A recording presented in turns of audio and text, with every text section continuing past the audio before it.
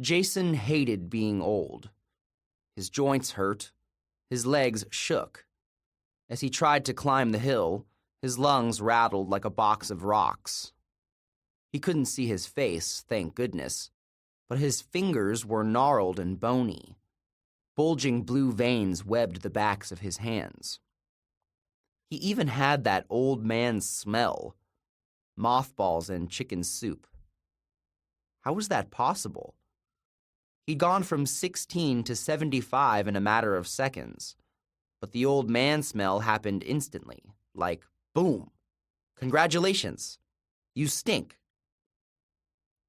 Almost there, Piper smiled at him. You're doing great.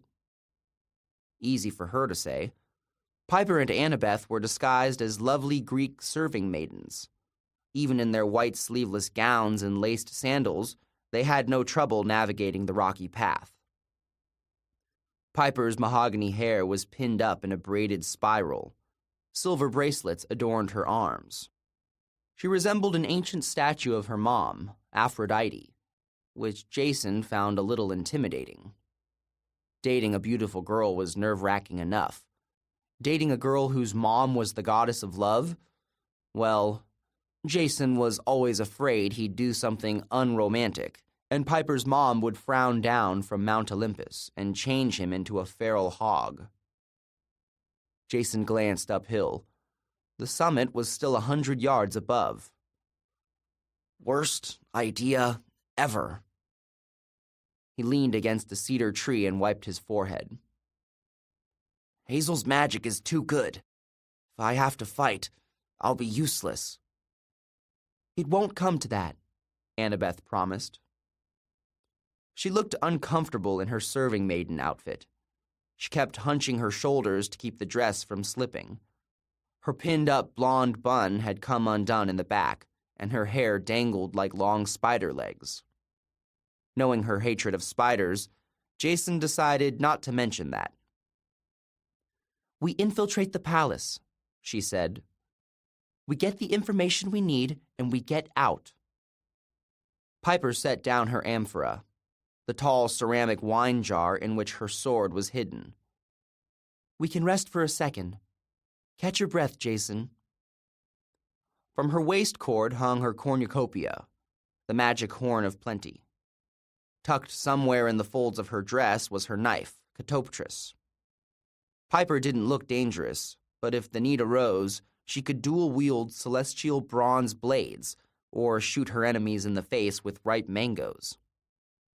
Annabeth slung her own amphora off her shoulder. She, too, had a concealed sword, but even without a visible weapon, she looked deadly. Her stormy gray eyes scanned the surroundings, alert for any threat. If any dude asked Annabeth for a drink, Jason figured she was more likely to kick the guy in the bifurcum. He tried to steady his breathing. Below them, a Thales Bay glittered, the water so blue it might have been dyed with food coloring. A few hundred yards offshore, the Argo II rested at anchor. Its white sails looked no bigger than postage stamps, its 90 oars like toothpicks. Jason imagined his friends on deck following his progress, taking turns with Leo's spyglass, trying not to laugh as they watched Grandpa Jason hobble uphill. Stupid Ithaca, he muttered. He supposed the island was pretty enough. A spine of forested hills twisted down its center. Chalky white slopes plunged into the sea. Inlets formed rocky beaches and harbors where red-roofed houses and white stuccoed churches nestled against the shoreline. The hills were dotted with poppies, crocuses, and wild cherry trees. The breeze smelled of blooming myrtle. All very nice, except the temperature was about 105 degrees. The air was as steamy as a Roman bathhouse. It would have been easy for Jason to control the winds and fly to the top of the hill, but no.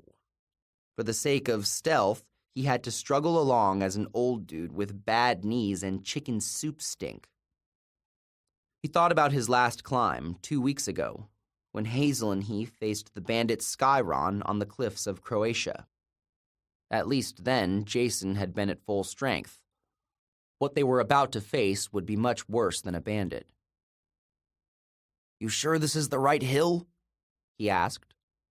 "Seems kind of, I don't know, quiet." Piper studied the ridgeline. Braided in her hair was a bright blue harpy feather, a souvenir from last night's attack. The feather didn't exactly go with her disguise, but Piper had earned it, defeating an entire flock of demon chicken ladies by herself while she was on duty. She downplayed the accomplishment, but Jason could tell she felt good about it. The feather was a reminder that she wasn't the same girl she'd been last winter, when they'd first arrived at Camp Half-Blood. "The ruins are up there," she promised. "I saw them in Catoptras's blade. And you heard what Hazel said. The biggest gathering of evil spirits I've ever sensed," Jason recalled. "Yeah, sounds awesome." After battling through the underground temple of Hades, the last thing Jason wanted was to deal with more evil spirits.